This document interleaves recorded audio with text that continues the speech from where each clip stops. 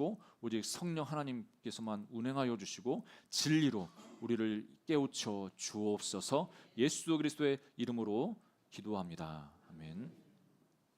오늘 하나님 말씀 함께 보겠습니다. 오늘 갈라디아서 5장 22절 23절과 함께 에베소서 2장 8절에서 10절 말씀 보겠습니다.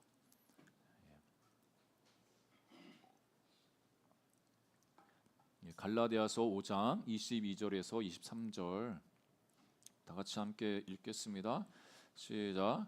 오직 성령의 열매는 사랑과 희락과 화평과 오래 참음과 자비와 양성과 충성과 온유와 절제니 이 같은 것을 금지할 법이 없느니라. 에베소서 2장 8절에서 10절인데요. 이것도 같이 함께 읽겠습니다. 너희는 그 은혜에 의하여 믿음으로 말미암아 구원을 받았으니 이것은 너희에게서 난 것이 아니요 하나님의 선물이라.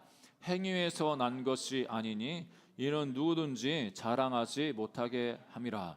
우리는 그가 만드신 바라 그리스도 예수 안에서 선한 일을 위하여 지으심을 받은 자니 이 일은 하나님이 전에 예비하사 우리로 그 가운데서 행하게 하려 하심이니라. 아멘. 지난주에 자비에 의해서 오늘 양선에 대한 열매를 함께 나누는데 우리가 언뜻 듣기에는 자비랑 양선이랑 좀 별로 차이가 없이 받아들여질 수가 있습니다. 어떤 의미에서는 조금 비슷한 의미가 있기 때문에 이걸 굳이 이렇게 나누고 이렇게 분리해서 설명하자면 조금 많이 겹쳐지는 부분이 있습니다. 아무튼 이 성령의 열매는 하나님의 사랑의 근거가 되어서 우리 안에 성령님께서 임하셔서 우리를 통해서 성령님께서 맺어가시는 열매이기 때문에 이게 완전히 다르거나 각각일 수는 없고 서로 연결되어져서 우리 안에 하나의 성품으로 그렇게 드러나는 것을 볼 수가 있습니다. 그래서 9가지 열매라고 하지만 이게 단수를 씁니다. 하나의 열매처럼. 이게 포도송이 하나처럼 그 포도 알이 여러 개 있지 않습니까? 그것처럼 이 성령의 열매가 우리 삶을 통해서 그렇게 맺어지기를 주님의 이름으로 축복합니다. 양선이라고 하는 이 말이 우리가 실제 삶에서도 많이 쓰지 않습니다. 여러분 양선이라는 말 쓰십니까? 우리가 보통 이 의미로 착하다, 선하다, 좋다 뭐 이런 의미로 많이 쓰는데 이 성경에서도 양선이라는 이 단어가 신약 성경에 여기에만 있습니다. 여기에만 나와 있고 이 양선이라고 번역한 그 헬라어를 이제 한글로 번역할 때 양선이라고 이렇게 번역했는데 헬라어 같은 경우는 아가도시네라고 하는 단어를 쓰는데 이 아가도시네라는 이 단어조차도 신약성에서 4번 정도밖에 거론이 되지 않습니다. 그러니까 의미는 그냥 선하다, 착하다, 좋다 이런 의미가 다 포함되어 있습니다. 그래서 영어로는 이제 굿니스라고 이렇게 표현을 하는데 영어의 굿이라는 이 형용사가 참 많이 쓰입니다. 이게 어떤 상황에서는 다른 의미로 뭐 우리가 물건이 좋다 하면 그 기능이 아주 훌륭하고 만족스럽다 이런 표현으로 쓰고 우리가 뭔가 그 사람이 좋다 하면은 뭐 모나지 않고 둥글둥글하고 사람과 관계를 잘하는 그런 어떤 특성들 이야기를 합니다. 그리고 뭐 우리가 기분이 좋다고 할 때도 감정적으로 행복하다 뭐 이런 의미를 쓰죠. 아무튼 이 성경에 이 굿니스라는 또 이 오늘 말씀에 양선이라는 이 말씀이 선하다 이런 특징, 다른 말로 하면 착함이라는 의미도 이제 포함되어져 있습니다. 이 단어가 이제 폭넓게도 쓰는데 하나님께서 이 성품에 대한 이 하나님을 설명할 때 하나님은 어떤 성품의 어떤 성품을 가지고 있느냐 이렇게 물어보면 구약 성경에 지난주에는 자비를 이야기했지만 오늘 선하심이 자비보다도 더 많은 그 단어들이 이제 포함되어져서 우리에게 이제 가르쳐 주는 것을 봅니다. 하나님이 우리 삶을 통해서 맺기 원하시는 그 성령의 열매는 어떻게 보면 하나님의 성품이기 때문에 하나님이 어떤 분인지를 더 알아가고 그 하나님과 동행하면 동행할수록 우리가 하나님 닮아가면서 우리도 모르게 그 성품이 드러나게 되어 있습니다.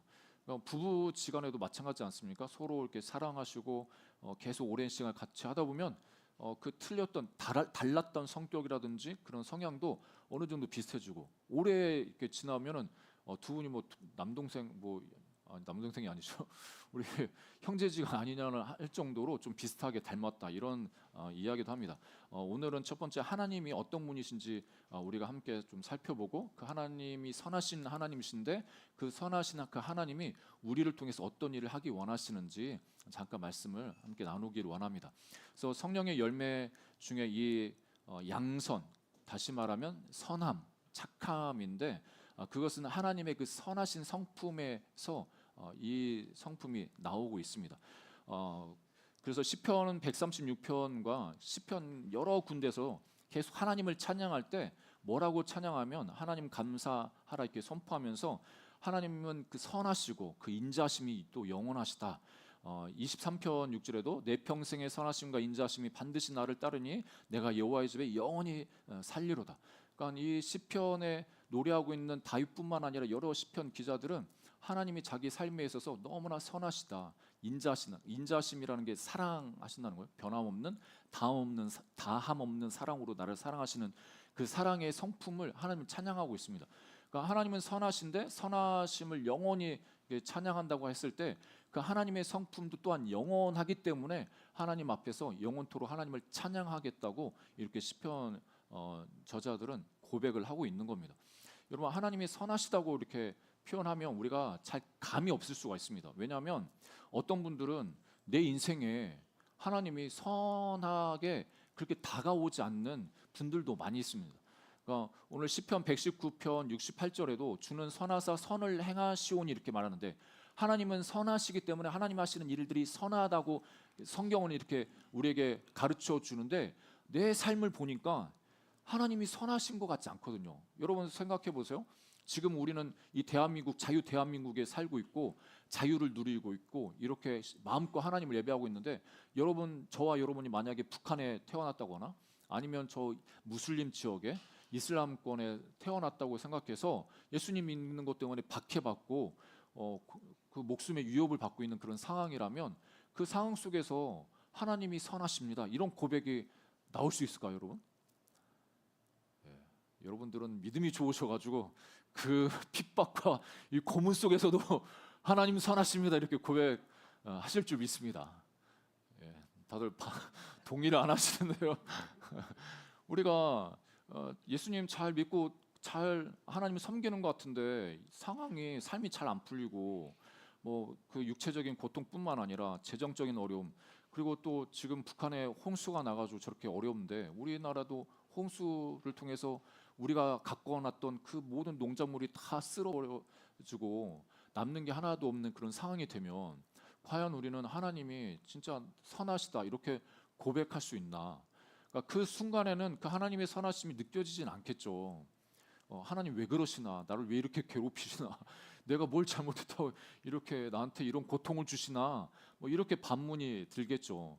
그리고 또 이런 어려움이 아니라 실제 우리 삶을 살아갈 때 직장에서 나보다 더 어떻게 보면 예수님 안 믿고 다른 종교를 가지고 있고 그런데 더 그 사람의 가정은 너무 행복해 보이고 너무 재정도 많아 보이고 그리고 부부 생활도 더 좋아 보이고 이런 걸 보면 하나님, 내가 하나님 믿는 사람인데 하나님을 섬기는 이 가정인데 나는 왜 이런 상황인가? 하나님은 정말 내 가정에 내 삶에 선하신가? 이렇게 의문이 들지 않겠습니까?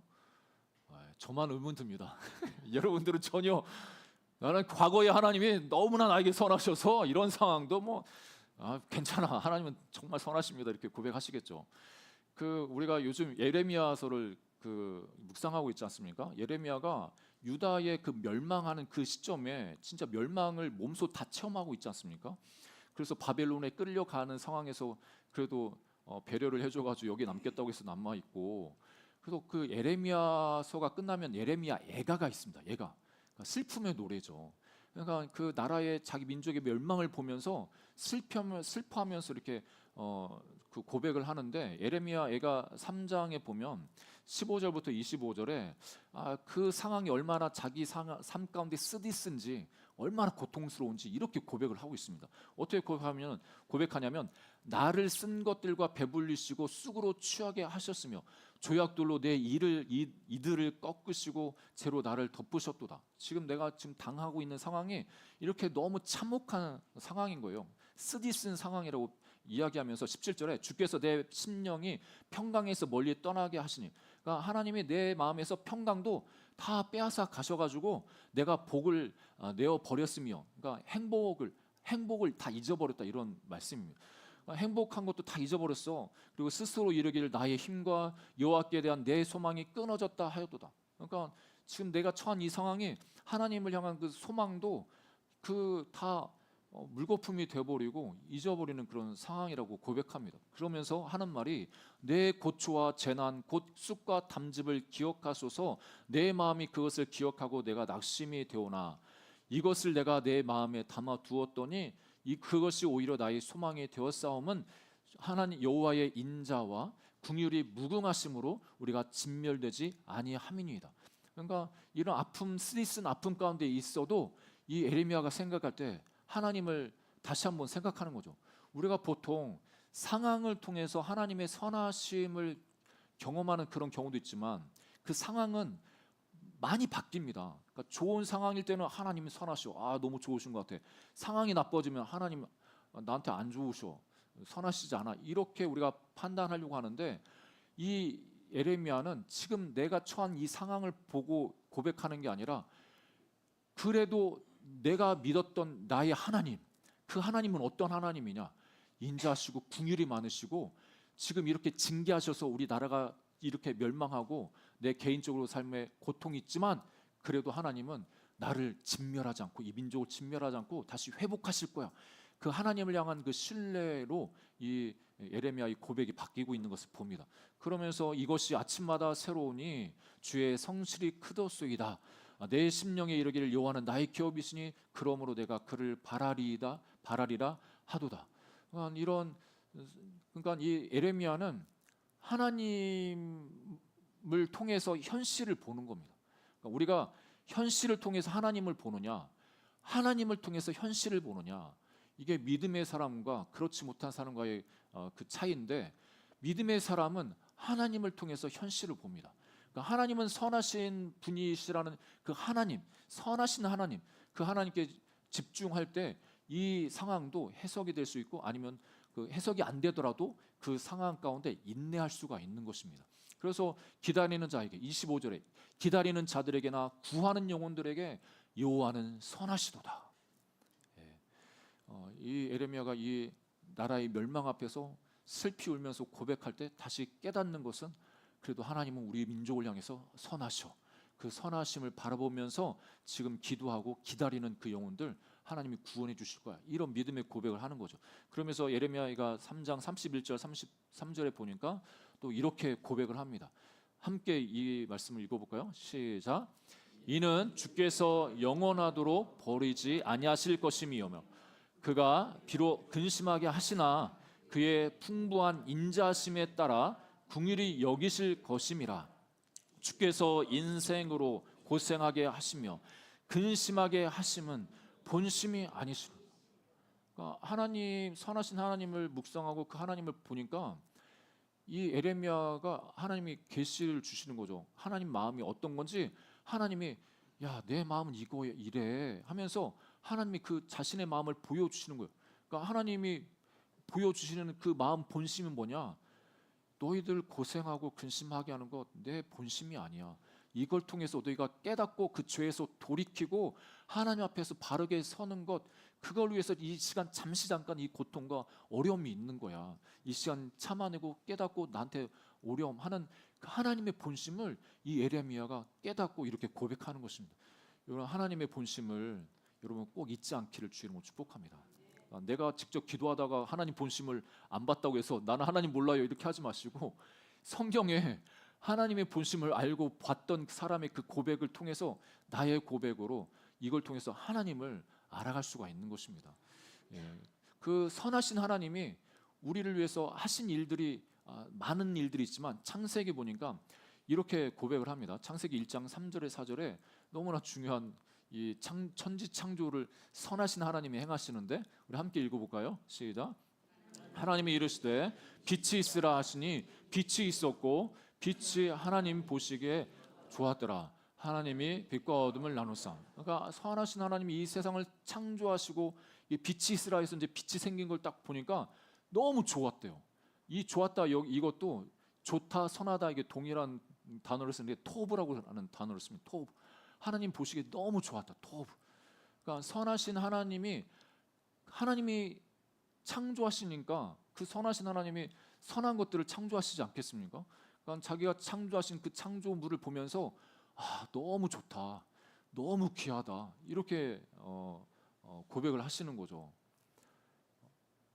선하신 하나님은 우리 한 분 한 분을 그렇게 보고 계시는 겁니다. 그러니까 창조물을 그렇게 하나님 보고 계시는 겁니다. 저 하늘 지금 무더위가 있지만 저 찬란한 그 태양을 보면서도 하나님이 야 너무 좋다. 그리고 그 바람결에 나뭇잎이 흔들리는 그런 모습을 보시면서 야 너무 좋다. 여러분 하나님이 우리 창조하신 이 세상을 보면서 하나님도 보시기 좋았더라. 이 표현은 야 참 좋다. 하나님한테 참 좋다 이렇게 고백하시는 건데 여러분들도 참 좋다 좀 고백을 많이 하시기를 축복합니다. 더워 죽겠네. 더워서 못 살겠다 이렇게 하지 마시고 더위도 필요하니까 하나님이 주신 거지. 좋네. 이렇게 고백할 수 있기를 축복합니다. 그러니까 하나님은 하나님이 만드신 그 모든 창조물에 대해서 그 존재 자체를 아주 귀하게 여기신다는 겁니다. 그러니까 선하신 하나님이 좋다라고 하실 때 이 표현은 그 존재에 대해서 귀하게 여기신다 이렇게 말씀하시는 거죠. 동일하게 우리에게도 적용될 수 있습니다. 하나님 우리를 귀하게 여기시는데 우리는 이 세상은 외모를 너무 중요시 여기기 때문에 장애가 있든지 조금 세상의 기준에 사람들의 기준에 그 맞지 않는 그런 외모를 가지고 있으면 못생겼다고 그렇게 구박을 하고 인정을 안 하고 가치를 폄훼하는데 하나님은 그 외모 태어나기를 엄마 뱃속에서 나를 이렇게 만드셔서 이렇게 나오게 하신 건데 그 자체에 대해서 하나님이 좋다 이렇게 말씀하시는 겁니다. 우리 여러분 자녀들 보면서 좋지 않습니까? 마음에 안 듭니까? 여러분 아이 태어났을 때 너무 좋다. 우리 손주 태어날 때 너무 좋다. 그 아이가 어떻게 생겼든 그 상관없이 그 존재 자체로 너무 귀한 겁니다. 그러니까 이게 바로 선하신 하나님이 선한 일을 하신 것을 표현하고 있는 겁니다. 그 다음에 더 나아가서는 하나님이 선한 일을 하시는데 어떤 일을 하셨냐면 창세기 1장 2절에 이 그러니까 창조 전에 있었던 모습을 표현하는데 한번 읽어볼까요? 창세기 1장 2절입니다. 땅이 혼돈하고 공허하며 흑암이 깊음 위에 있고 하나님의 영은 수면 위에 운행하시니. 그러니까 하나님이 이 땅을 창조하시기 전에 혼돈이 있었답니다. 공허가 있었답니다. 그 혼돈이라는 건 카오스인데 이 세상이 무질서한 상태 가운데 있었다는 거죠. 그리고 이 공허라는 것은 이 세상이 공허한 텅 비어 있는 무의미한 그런 의미가 있습니다. 무의미한 그 상태에 있었다는 겁니다. 그러니까 예수님 하나님께서 천지를 창조하시면서 하신 그 선하신 일은 뭐냐면 이 무질서한 이 상태를 질서 있는 상태로 만드신 겁니다. 그리고 공허한 의미 없는 그런 상태를 의미 있는 상태로 만드신 겁니다. 이게 너무나 중요한데 예수님이 오셔서 하신 그 일이 뭐냐면 예수 믿는 우리들에게 있어서 무질서한 삶을 사는 그 인생을 우리에게 질서를 부여하셔서 하나님과의 바른 질서 관계를 갖게 하시고 인생의 삶 가운데서도 생활 가운데서도 질서 정연하게 우리를 만들어 주십니다. 그리고 예수님이 하시는 일들이 우리가 인생 가운데 예수님 모를 때는 이 인생 자체가 너무 허무합니다. 아무리 열심히 생겨도 공허합니다. 무의미하게 느껴집니다. 그러니까 우리가 여러분들도 지금 신앙 이렇게 살면서 헛되다 헛돼 이런 표현도 고백도 종종 하실 겁니다. 그러니까 하나님 없는 인생은 공허하고 무의미할 수밖에 없습니다. 아무리 열심히 일해도 그 자체가 무의미합니다. 그런데 예수님이 오셔서 우리에게 의미를 부여하신 사건이 구원 사건이고 하나님과의 바른 관계를 맺는 이 사건이었습니다. 그러니까 하나님과 올바른 관계를 맺는 그 동시에 우리의 인생이 삶이 우리 존재가 의미 있어졌습니다. 여러분 이 놀라운 은혜를 우리가 누리고 있는 것입니다. 여러분 할렐루야. 여러분 전혀 나는 무의미한 존재야. 그거는 원수가 주는 생각입니다. 여러분은 의미 있는 존재가 되었습니다. 그러니까 하나님이 이 세상을 창조하실 때 이런 무질서한 상태에서 질서 있는 상태로 만드시고 이런 공허한 무의미한 상태에서 의미 있는 상태로 이 세상을 이렇게 만들어 가셨습니다. 그런데 이제 죄가 들어와서 다시 이 세상이 혼란해지고 또 무질서해지면서 무의미한 삶을 살도록 그 죄가 사람들을 이끌어 갔죠.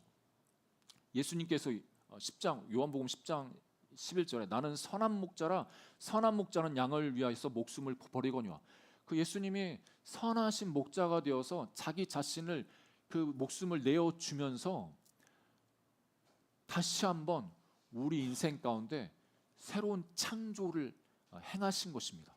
예수님 믿는다는 것은 내 안에 새로운 창조가 일어났던 것입니다. 놀라운 사건입니다, 여러분. 우리의 구원에, 그래서 사도 바울이 우리가 새로운 피조물이 되었다, 이건 새 창조가 우리 안에 이루어졌기 때문에 그렇게 말하고 있는 것입니다. 하나님이 이런 무질서한 상태에 살던 우리들을 예수 그리스도를 통해서 질서 있는 상태 우리를 변화시키시고, 또 공허하게 무의미하게 살아갔던, 어디서 와서 왜 살며 어디로 가는지 모르고 그냥 다른 사람 열심히 하니까 열심히 살아가는 그 인생에게 찾아오셔서 내가 왜 살아야 되고 인생 가운데 무엇을 목표로 살아야 되는지를 분명한 목표를 주셨고, 그리고 그 인생 이후에 우리의 삶이 어디로 가는지에서 분명하게 그 길을 열어주셔서 방황하지 않고 의미 있는 삶을 살도록 우리에게 길을 열어주셨습니다.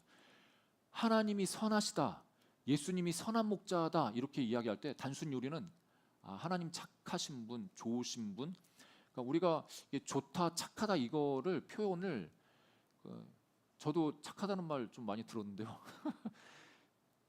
착하다는 말을 들을 때마다 저는 한편으로는 좀 기분 나빴습니다. 보통 칭찬할 게 없으면 그러면 착하지. 뭐 특별한 장점이 없으면 착하다는 말을 합니다. 그리고 뭔가 어른들의 말에 토를 안 달거나 이 모질게 하지 않으면 순하다는, 성향이 순하다는 의미로 착하다. 그러니까 이게 어떤 부분에서는 또 착하다고 할 때 이런 데 착하다고 쓰는 건 아닌데, 그냥 결단력이 없이 우유부단한 그런 상태를 보고도 어떤 분들은 그걸 착하다고 하는데 그건 착한 게 아닌 거죠. 여기 성경에서 착하다, 선하다 이야기할 때는 뭐냐면, 아까 말씀드렸던 것처럼 하나님께서 행하신 이 선한 일이 뭐냐면, 하나님이 만드신 그 창조물에 대해서 귀하게 여겨주는 그런 태도, 그런 행위를 하나님이 선하다고 말하는 것이고, 그리고 더 나아가서 무질서한 상황, 혼돈과 그 공허, 그러니까 무의미한 삶을 살아가는 그 사람에게 질서를 부여해주고 의미를 부여해주고 그렇게 이끌어가는 그런 상황, 그 삶을 선한 삶, 선행이라고 이렇게 말씀하시는 겁니다. 오늘 두 번째로 선한 일을 위해 우리가 지으심을 받았다고 예배소서 2장 8절에서 10절 말씀하시는데, 우리가 선한 착한 상, 그런 상도 이제 학교에서 주더라고요. 그러니까 선생님 말 잘 듣고 친구들이랑 안 싸우고 뭔가 일을 솔선수범하고, 그러면 또 남 어려울 때 도와주고, 선행이죠. 선하죠. 그런데 성경에서의 그 선함은 다른 개념이고, 여기서 오늘 본문에 8절에서 10절 다시 한번 읽어보면, 너희는 그 은혜에 의하여 믿음으로 말미암아 구원을 받았으니 이것은 너희에게서 난 것이 아니요 하나님의 선물이라. 행위에서 난 것이 아니니 이는 누구든지 자랑하지 못하게 함이라. 10절 같이 읽겠습니다. 시작. 우리는 그가 만드신 바라 그리스도 예수 안에서 선한 일을 위하여 지으심을 받은 자니 이 일은 하나님이 전에 예비하사 우리로 그 가운데 행하게 하려 하심이라.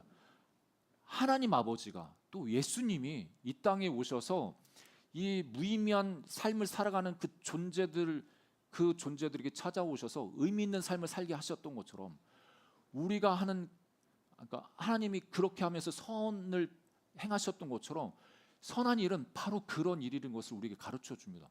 그러니까 여러분들이 어떤 사람에게 공허하고 무의미하게 살고 무질서하게 그렇게 방황하는 그 사람들에게 하나님을 소개하고 예수님을 소개하고 그 사람의 삶이 질서 있게 또 의미 있게 자기 삶의 의미를 찾게 해주고 그렇게 하는 그 모습은 여러분이 선한 일을 하고 계시는 겁니다.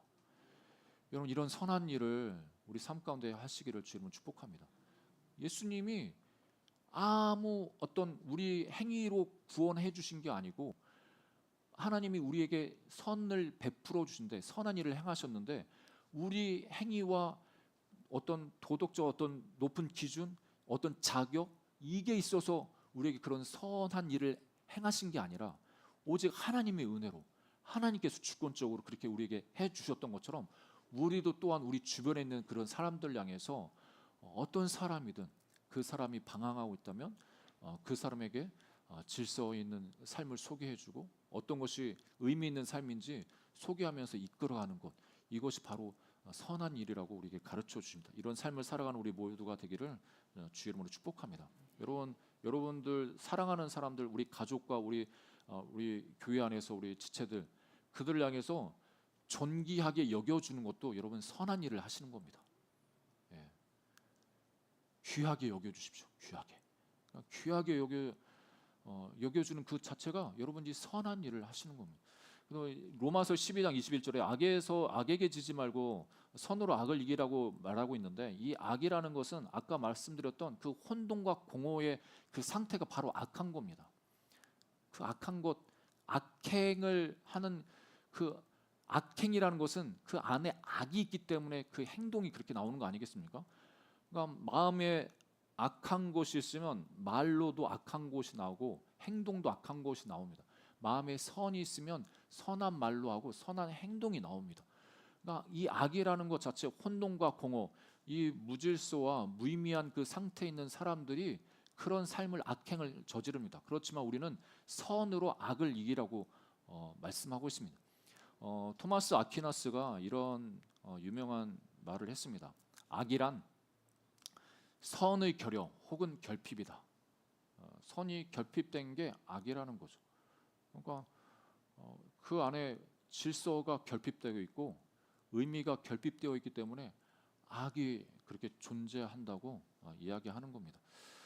하나님께서는 우리가 선한 선한 삶, 선한 일을 행하게 하시기 위해서 우리를 부르셨다고 말씀하는데 그럼 이 선한 삶을 선을 행하는 이런 삶을 한번 정의해 본다면 어떤 삶인가? 하나님이 선하시고 우리 존재 자체를 아주 귀하게 여기시고 선하게 여겨 주신 것처럼 그리고 또 무질서하고 무의미한 삶을 살아갔던 우리들에게 찾아와 주셔서 질서를 부여하시고 의미를 부여하셔서 우리를 그렇게 살아가게 하셨던 것처럼 우리가 우리 주변의 누군가의 삶에 그런 영향력을 미치는 것이 바로 양선, 선을 행하는 삶인 것을 우리가 기억하기를 주님은 축복합니다. 그리고 더 나아가서 그렇게 하려면 우리는 하나님의 선하심을 날마다 또한 맛보아야 합니다. 그래서 시편 34편 8절에 너희는 여호와의 선하심을 맛보아할지어다 그에게 피하는 자는 복이 있도다. 그러니까 어떻게 하나님의 선하심을 맛보아 아느냐? 후반절에 피하라는 겁니다. 피하는. 하나님을 의지할 때 하나님을 더 의지하고 나아갈 때 하나님의 선하심을 맛볼 수 있다고 그게 복이라고 우리에게 가르쳐 주고 있습니다. 여러분 매 순간순간에 하나님을 간절히 구하면서 그분에게 피하는 우리 모두가 되기를 주의 이름으로 축복합니다. 그러면 자연히 우리 마음에서 선한 사람은 마음의 선에서 선을 나올 수밖에 없습니다. 우리가 선한 일을 해야지 선한 삶을 살아야지 이렇게 우리 자신이 어떤 노력도 필요하겠지만 그러지 않아도 누가복음 6장 45절에 보니까 선한 사람은 마음에 쌓은 선에서 선을 내고 악한 자는 그 쌓은 악에서 악을 내나니 이는 마음에 가득한 것을 입으로 말함이니라. 우리 마음 가운데 하나님이 우리에게 얼마나 선하신지가 계속 깨달아지고 경험되어지고 충만하면 우리가 그 사람을 향해서 상대방을 향해서 좋은 말이 나갑니다. 내가 하나님이 나를 귀하게 여기시는 그 귀하게 대접받는 그 경험이 있으면 남을 향해서도 그렇게 귀하게 여겨줍니다. 귀한 말을 합니다. 칭찬합니다. 그리고 그 사람에게 어려움이 있을 때, 무질서하게 혼란과 방황 가운데 있을 때 그 사람에게 조언을 해줄 수 있고 하나님을 소개해 줌으로 이끌어갈 수가 있습니다. 우리가 이런 선을 행할 때 또 우리가 기억해야 될 것은 마지막으로 낙심하지 말라고 말씀하십니다. 데살로니가 후서 3장 13절과 갈라디아서 6장 9절에도 형제들아 너희는 선을 행하다가 낙심하지 말라. 우리가 선을 행하되 낙심하지 말지니 포기하지 아니하면 때가 이름에 거두리라. 선을 행하는 이 삶이 어떤 때는 내가 손해 보는 것처럼 보일 수도 있습니다. 그 삶에 주의 복음을 증거하고 정말 무의미하게 공허하게 살아가는 그 삶을 긍휼히 여겨서 그 사람에게 예수님을 소개하고 그 사람을 위해서 중보하고 그러려고 하면 거부할 수 있고 당장 반응을 보이지 않아서 낙심할 때가 있습니다. 그렇지만 낙심하지 않으면, 포기하지 않으면 때가 이름에 거둔다고 하나님이 약속해 주십니다. 이 약속의 말씀을 부여잡고 끝까지 이 양선의 열매, 선한 열매를 맺는 우리 모두가 되시기를 주의 이름으로 축복합니다. 오늘 말씀을 기억하면서 우리 함께 기도하는 시간 갖겠습니다. 오늘 이 시간 성찬을 또 대하는데, 하나님 이미 예수님이 우리 안에 계시고 그 예수님이 선하신 목자 되십니다. 선한 목자 되신 예수님 우리가 따라가면 우리 안에도 선한 열매가 맺힐 수밖에 없습니다. 하나님 선하신 주님을 날마다 우리가 경험할 수 있도록 은혜 주옵소서. 그 선하신 목자 되신 예수님을 따라가는 우리 8월 한 달 되게 하여 주옵소서. 말씀을 기억하면서 또 성찬 가운데 하나님 우리에게 은혜 주시고 기름 부어 주시도록